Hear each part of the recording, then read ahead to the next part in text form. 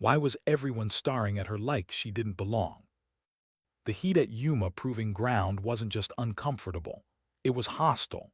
The kind of heat that made the distant targets shimmer like ghosts, wavering in and out of existence. The air tasted of dust and gunpowder, a familiar perfume for the assembled soldiers, sailors, and Marines. They were the best of the best, or so they believed. Senior Airman Anna Sharma stood among them, her small frame swallowed by fatigues that seemed designed for someone twice her size. The M210 enhanced sniper rifle in her hands looked almost comical against her body, like a child holding her father's hunting piece. And everyone noticed. "Look at this one," someone muttered. "Can't even hold the rifle right. They're sending us children from the chair force now." The laughter came in sharp bursts, cruel, dismissive. The sound cut through the oppressive air like a knife through skin. Gunnery Sergeant Rorik paced in front of the firing line, a man carved from granite and institutional arrogance. His voice boomed across the range, a bullhorn of condescension. He was the gatekeeper here, the crucible. His job was to burn away the impurities, the weakness, the doubt, until only pure weaponized steel remained. And in his eyes, Anna Sharma was nothing but dross. "She can end you," he announced to the crowd, his tone dripping with sarcasm. "All right, with a case of terminal boredom." More laughter, sharper this time. But Anna didn't react. She didn't flinch. Her eyes, hidden behind ballistic glasses, remained fixed downrange. Her posture was a study in placid neutrality. Her silence was a vacuum in the storm of Rorik's scorn, a void that seemed to pull all the sound and fury into itself and nullify it. There was something unnerving about her stillness, something the others couldn't quite name. In the observation tower looming over the range, 4 men in sterile, rankless khaki uniforms watched through high-powered spotting scopes. They weren't watching the bellowing instructor. They were watching the silent airman. A Navy captain with sea-pale eyes and a face etched by years of salt and sun leaned closer. He saw something the others missed. The way her left hand applied the slightest pressure to the forend, a grip so subtle it was almost invisible. "Get her file," he said quietly, "the real one." The man beside him nodded, without taking his eyes off the scope. Rorik continued his tirade, using Anna as a living prop for his lecture on what made a warrior. He gestured at her still form with theatrical disgust. "You see this?" he roared. "This is hesitation. This is uncertainty. The enemy on the battlefield, they smell this. They feed on it." He stepped closer, his shadow falling over her like a stain. "The Air Force. They teach you to fly desks, to push buttons, to make sure the air conditioning in the general's office is just so. They do not teach you how to close with and destroy the enemy. They do not teach you the spirit of the bayonet, the fire in the gut that makes you run toward the sound of the guns, not away from it." He made a show of adjusting the rifle in her hands, his movements demeaning and theatrical. "You hold it like this, airman, firm, like you mean it. This isn't a broomstick you're sweeping the barracks with. This is a tool of lethal purpose." Throughout the entire performance, Anna remained utterly passive. Her body allowed his manipulations without resistance, but also without true compliance. It was the physical equivalent of a stone in a river, unmoving as the water rushed around it. But her hands told a different story. Her long, slender fingers rested on the rifle with a familiarity that belied Rorik's every accusation. The leather of her shooting glove was worn smooth in specific places, the patina of thousands of hours, of dry firing, of cleaning, of patient, silent practice. This was what the captain had noticed. It wasn't the grip of a novice. It was the grip of a master craftsman, so ingrained it had become second nature. Rorik, blinded by his own prejudice, saw only a small woman from a service he disdained. He saw a target for his scorn, an easy example to bolster his own authority. He was so busy listening to the sound of his own voice, he failed to hear the profound, ringing silence emanating from the woman in front of him. A silence that held more weight, more history, and more danger than all his bellowed words combined.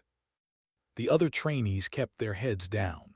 They were caught between the fear of Rorik's wrath and a dawning, uncomfortable sense of injustice. But rocking the boat was not on the agenda. Not here. Not now. The gunnery sergeant was the sun in this small universe, and Anna Sharma was just a speck of dust caught in his gravitational pull, destined to be incinerated. Or so everyone thought. But there was something Anna hadn't told them, something buried deep in her file, the real file, the one the captain had just requested. And when the truth finally surfaced, it would shatter everything they believed about strength, about competence, about what it meant to be a warrior. What happens when a man builds his own funeral pyre, one ignorant assumption at a time? Rorik announced the challenge with a sadistic grin, his eyes sweeping over the line of shooters before landing inevitably on Anna. "All right, warriors," he began, his voice dripping with faux enthusiasm. "Time to separate the men from the boys." A few sycophantic laughs followed, and the air force. More laughter. "We're going to do a cold bore shot. One round. One chance. Target is a 10-inch plate at 1,760 yards. That's 1 mile for the officer candidates among us." A murmur rippled through the line. A mile. A cold bore shot. The first round fired from a clean, cool barrel which often had a slightly different point of impact than subsequent warmed-up shots. Factoring in wind, temperature, humidity, barometric pressure, spin drift, and the Coriolis effect for a shot at that distance was the work of a human ballistic computer. To do it on the first round was considered more art than science, a feat that even seasoned snipers might only achieve with a healthy dose of luck. And Rorik added, the cruelty in his smile deepening, "We're going to have Airman Sharma here demonstrate for us. Show us how it's done in the wild blue yonder." He had set the stage perfectly. He expected her to refuse, to crumble, or to make the attempt and fail spectacularly. The sound of her bullet kicking up dust hundreds of yards from the target would provide the punchline to his running joke. What he did not expect was the quiet efficiency that followed. Anna gave a single, almost imperceptible nod. It was not a gesture of defiance, nor of acceptance. It was simple acknowledgement. A task had been assigned. The task would be completed. She unrolled a worn shooting mat, the canvas faded from years of sun and exposure, and laid it on the baked earth. Every movement was economical, devoid of flourish. She produced a kestrel weather meter, holding it aloft for a moment, her eyes scanning the digital readout. Then came a small spiral-bound notebook. Her notebook. Its pages were filled with neat, dense columns of data, a meticulous record of past performance in every conceivable environment. She flipped to a specific page, her finger tracing a line of handwritten calculations. There was no hesitation, no second-guessing. It was the calm, methodical process of an expert referencing their life's work. She settled behind the rifle, her body melting into position with a fluidity that spoke of muscle memory refined over years. The way she pressed her cheek to the stock, the way her breathing slowed, the way her finger found the trigger with surgical precision. It was beautiful in its simplicity. Rorik watched with arms crossed, his expression a mixture of amusement and anticipation. He was waiting for the punchline, waiting for her to look up with confusion in her eyes, to ask for help, to reveal herself as the fraud he had already decided she was. But she didn't look up, she didn't ask for anything. In the tower, the 4 men leaned forward. The captain's knuckles were white on the edge of the observation table. One of the other officers, a SEAL commander with a weathered face and quiet eyes, spoke without looking away from his scope. "She's not guessing," he said softly. "She knows." The range fell silent. Even Rorik stopped talking, though his grin remained fixed in place like a mask. Anna's finger tightened on the trigger. The pressure built slowly, incrementally, the way a flower opens to the sun. And then the rifle spoke. The sound was a sharp crack that echoed across the proving ground, rolling out into the desert like thunder. The recoil drove the rifle back into Anna's shoulder, but her body absorbed it with practiced ease. She didn't move, didn't blink.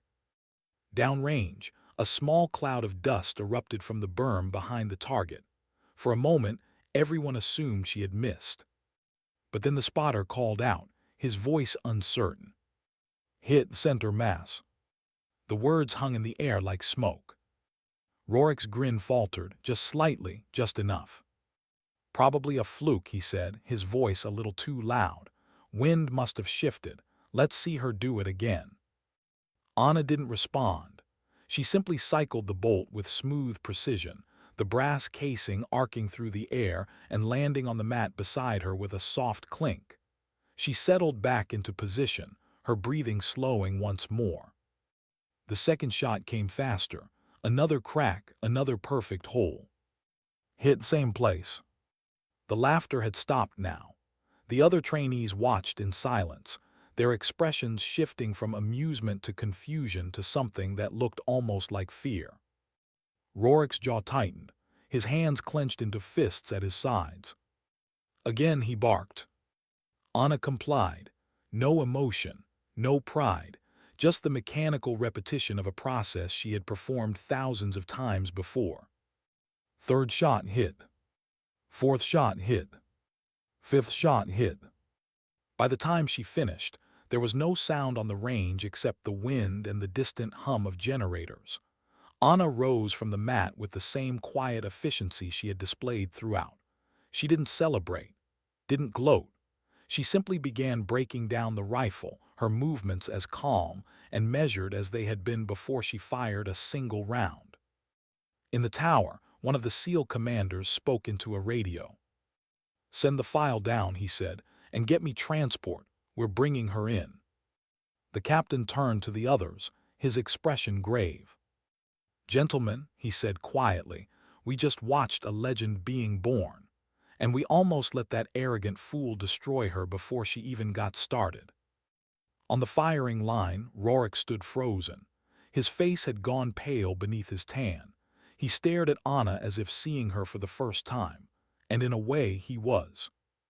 Because the woman he had just humiliated in front of an entire class wasn't just any airman. She was something else entirely.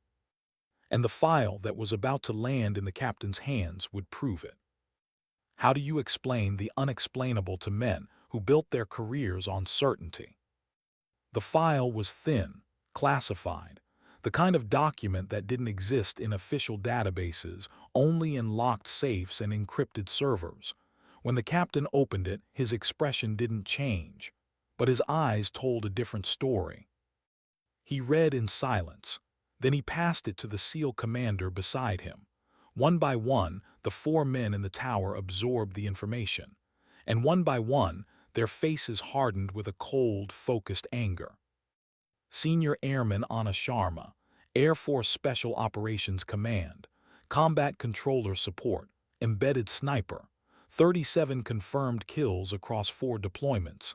Afghanistan, Iraq, Syria, places that didn't make the news, missions that would never be declassified. Her longest confirmed kill, 2,100 yards, a Taliban commander in the Hindu Kush. 1 shot, 1 kill, in conditions that would have made most snipers pack up and go home. She had been loaned to SEAL teams, Delta operators, and Ranger battalions.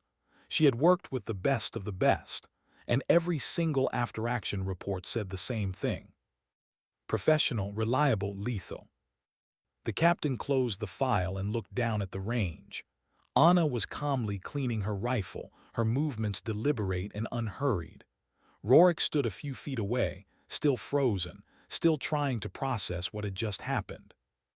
"Get him off that range," the captain said quietly. "Now, before I go down there myself." Within 20 minutes, a convoy of black SUVs rolled onto the proving ground. The 4 officers emerged like a storm front, 3 SEAL captains and 1 Navy captain. Men who had spent decades in the shadows of war, who had seen things that would break lesser men. They walked onto the range with purpose, their faces carved from stone. Rorik saw them coming and felt his stomach drop. He recognized authority when he saw it. Real authority. Not the kind that came from shouting on a firing line, but the kind that was forged in blood and sacrifice. The lead SEAL captain, a man with a scar running from his left eye to his jaw, stopped directly in front of Rorik. He didn't raise his voice. Didn't need to. "Gunnery Sergeant," he said, his tone flat and emotionless. "You have 30 seconds to explain why you just publicly humiliated one of the finest snipers in the United States military." Rorik opened his mouth, closed it, opened it again. I didn't know." "You didn't know," the SEAL repeated. "So you assumed. You looked at her uniform, her size, her gender, and you decided she wasn't worth your respect." "It wasn't like that," Rorik stammered. "I was just—" "You were just what?" the captain interrupted. "Doing your job, teaching, setting an example." He stepped closer, his voice dropping to a whisper that somehow carried more weight than any shout. "Let me tell you what you were doing, Gunnery Sergeant. You were indulging your own ego. You were using your rank and your position to belittle someone who has done more for this country in 4 years than you will do in your entire career. You turned a professional training environment into a circus, and you made yourself the clown." Rorik felt the ground shifting beneath him, not physically, but in every other way that mattered. The SEAL captain turned to Anna, who had been standing at parade rest, her expression unchanged. "Airman Sharma," he said, his voice softening just slightly, "we're sorry for this, for all of it." Anna gave a small nod. No words, just acknowledgement. The captain turned back to Rorik. "You're done here," he said simply. "Pack your gear. You're being reassigned, effective immediately." Rorik wanted to protest, wanted to argue, but the words died in his throat because he knew, deep down he knew he had earned this. The other trainees watched in stunned silence as Rorik walked off the range, his shoulders slumped, his authority evaporating like water on hot asphalt. One of the younger Marines leaned over to his neighbor and whispered, "Who the hell is she?" The answer came not from the trainees, but from the SEAL captain who had remained on the range. He addressed the entire class, his voice carrying across the firing line. "This woman," he said, gesturing to Anna, "is why you're here. Not to learn how to shoot. You already know that. You're here to learn humility, to learn that respect is earned through action, not volume, to learn that the most dangerous person on any battlefield is the one who has nothing to prove." He paused, letting the words sink in. "Her name is Airman Sharma, but in the teams we've worked with she has another name. They call her Valkyrie, because when she's on Overwatch, you know that death is hovering above your enemies, silent and inevitable." The captain looked at each trainee in turn. "You will remember this day," he said, "not because of what you learned about shooting, but because of what you learned about assumptions." And then, without another word, the 4 officers climbed back into their SUVs and drove away, leaving behind a range full of shaken men and one silent woman who had just rewritten the rules of engagement. What does silence sound like when it echoes through the halls of an institution? The story spread like wildfire. Within hours, everyone on base knew what had happened at Yuma. Within days, the story had reached every military installation in the Southwest. Within weeks, it had become legend. But legends are curious things. They grow in the telling, details change, facts become embellished, and sometimes the truth gets lost entirely. Except in this case, the truth was more powerful than any embellishment could ever be. Someone, no one was ever quite sure who, took a can of black spray paint out to Lane 7 at Yuma Proving Ground. In careful, deliberate letters, they painted 2 words on the concrete barrier behind the firing position. Valkyrie Point. The range officer saw it the next morning. He should have had it removed, should have reprimanded whoever was responsible, But he didn't. He left it there because it felt right, because it meant something. Within a month, Valkyrie Point had become an unofficial landmark. Trainees would ask to shoot from that position. Instructors would tell the story before every advanced marksmanship course. And slowly, inevitably, the culture began to shift. It wasn't dramatic. There were no policy changes, no official directives from on high, but something had changed in the air. A seed had been planted, and it was beginning to grow. A young Army Ranger, fresh off his first deployment, was partnered with a female Marine sniper for a joint training exercise. His first instinct was to assume he'd be carrying the team, but then he remembered the story of Valkyrie Point, and he listened instead of assuming, and he learned that she could outshoot him at any range, in any condition. A Navy SEAL, hardened by years of combat, found himself taking advice from an Air Force pararescue specialist on trauma medicine. His instinct was to dismiss it. The Air Force didn't see real combat right. But then he remembered the story, and he listened, and the knowledge he gained saved 3 lives on his next deployment. The ripple effect was subtle but undeniable. Anna Sharma had fired 5 shots at Yuma, but those 5 shots had become something more than holes in a steel plate. They had become a standard, a benchmark, a reminder that competence has no gender, no size, no service branch. Rorik's humiliation had served a purpose, not because he deserved it, but because his very public failure became a teaching tool, a cautionary tale about the dangers of assumption and arrogance. And somewhere, in the quiet corners of military bases around the world, instructors began telling their students a simple truth. Before you judge someone's capability, watch their hands, watch their eyes, watch how they move, because the deadliest warriors are often the quietest ones. Anna herself never spoke about that day, never gave interviews, never sought recognition. She completed the course at Yuma with the highest marks in its history, then disappeared back into the shadows where she had always operated best. But her silence spoke louder than any words could have. Because true strength doesn't need to announce itself, it simply exists, steady, unwavering, ready. And those who understand that truth don't need validation from others. They need only the satisfaction of knowing they did their job, and they did it well. Can a man ever truly recover from watching his entire worldview crumble in 5 perfect shots? Rorik sat on the edge of his cot in the transient barracks at Barstow, the air thick with the smell of diesel fumes and regret. The reassignment orders lay on his nightstand, their dry, bureaucratic language feeling more violent than any punch he had ever taken. In the forced quiet of his new reality, the events of that day at Yuma played over and over in his mind.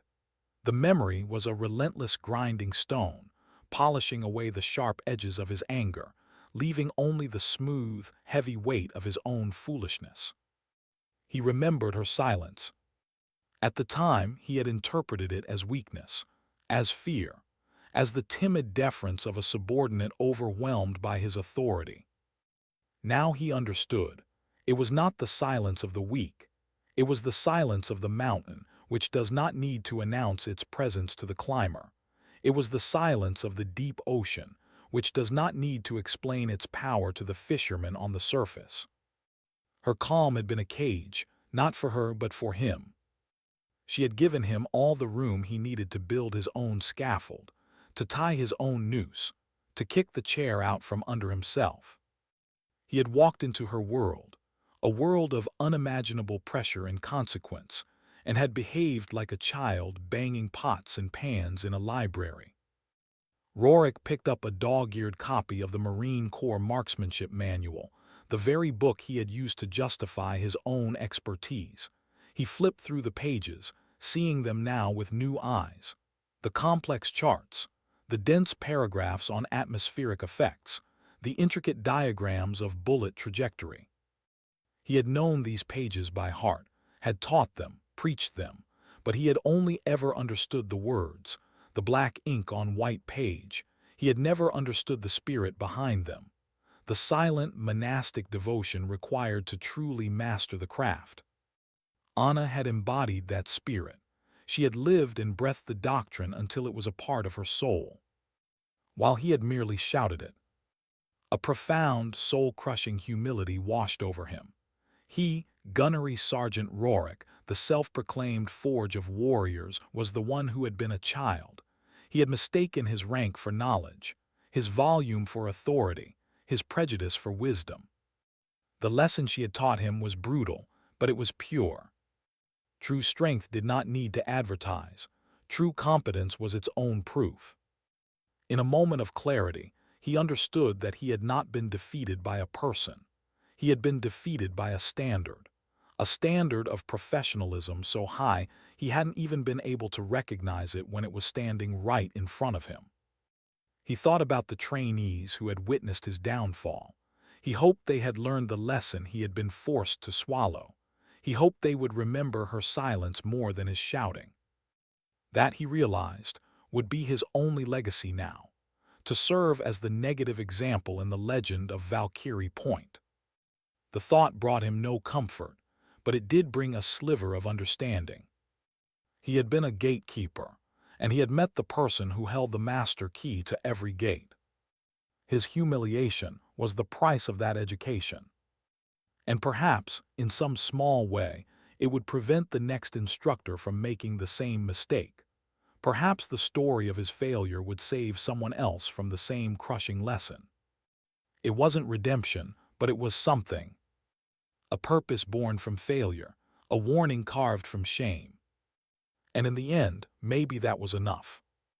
What does it mean to leave a legacy when you never sought one? Years passed. The sun and sand of Yuma proving ground bleached the black spray paint of Valkyrie Point. But the legend only grew brighter, becoming woven into the very fabric of the institution. New classes of snipers arrived. Marines, soldiers, sailors, and airmen.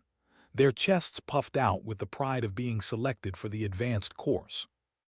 And on their first day, before they even touched a rifle, they would be marched out to Lane 7.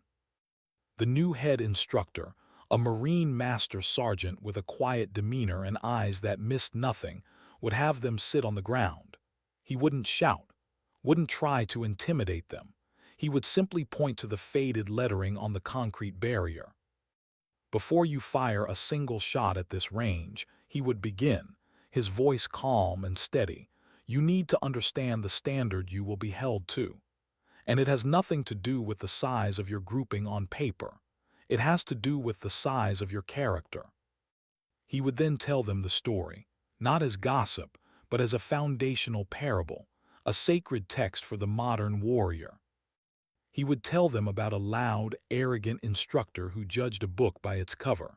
He would tell them about a quiet airman who nobody saw coming. He would describe the impossible shot, the stunned silence, the arrival of the 4 SEAL captains. The woman they called Valkyrie, he would say, taught this entire command a lesson that day. She taught us that professionalism is quiet. She taught us that competence doesn't need a bullhorn. She taught us that the most dangerous person on any battlefield is the one who has nothing to prove to anyone but themselves. He would pause, letting the weight of the words settle on young shoulders. Your assumptions are your biggest enemy. Your ego is a liability you cannot afford. When you look at the person to your left and your right, do not see a service branch. Do not see a man or a woman. Do not see a rank. See a professional. And afford them the respect of assuming they are better than you are until you have definitive proof otherwise. The story of Valkyrie Point became a filter. It humbled the arrogant and inspired the diligent. It became a tool for teaching the most important lesson of all, that the true target is not the steel plate a mile away, but the weakness inside oneself. The legacy of Anna Sharma's 5 shots was not the creation of a single ragged hole in a piece of metal. It was the inoculation of an entire generation of war fighters against the poison of prejudice. Her quiet competence had echoed through the years, becoming a guiding principle, a true north for those who sought to master the lonely, demanding art of the long-range rifle.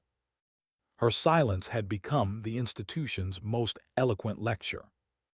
True legacy isn't a statue in a park or a name carved on a wall. It is not what you leave behind, but what continues forward because you were there. Anna Sharma never returned to Yuma. Her name would never appear in a history book, but her actions that day created a ripple that continues to spread, touching shorelines she will never see. The real impact was not in the humbling of a single arrogant man, but in the elevation of thousands who came after. It was in the young ranger who saw a female Marine struggling with her pack and offered to help, not out of condescension, but out of respect for the load she was carrying. It was in the Navy SEAL who listened intently to the advice of an Air Force pararescueman on medical procedure, recognizing the quiet authority of a subject matter expert, regardless of the uniform they wore. It was in the culture of an entire fighting force, slowly, incrementally learning to value the content of a warrior's character over the superficial details of their appearance. The standard she set that day, with her calm, her precision, and her profound silence, became a living entity. It lives in the instructors who tell her story. It lives in the trainees who hear it and carry its lesson into combat. It lives in the quiet professionals across every branch of service who let their actions speak for them, who know that respect is a currency earned in silence and paid in deeds. True strength does not need to roar, it simply is. It is the steady hand, the calm eye, the disciplined mind. It is the competence that shines brightest when the pressure is greatest, a beacon that guides others through the storm. The story of Valkyrie Point is more than a tale about a perfect shot. It is a reminder that the most powerful force in the world is not noise, but the focused, disciplined application of skill. A force that can shatter assumptions, humble the arrogant, and forge a legacy of excellence that will endure long after the sound of the shot has faded. And sometimes, the greatest warriors are the ones who never needed the world to know their names. They simply did their job, with precision, with honor, with silence. And in doing so, they changed everything. Sometimes dignity doesn't speak, it simply acts.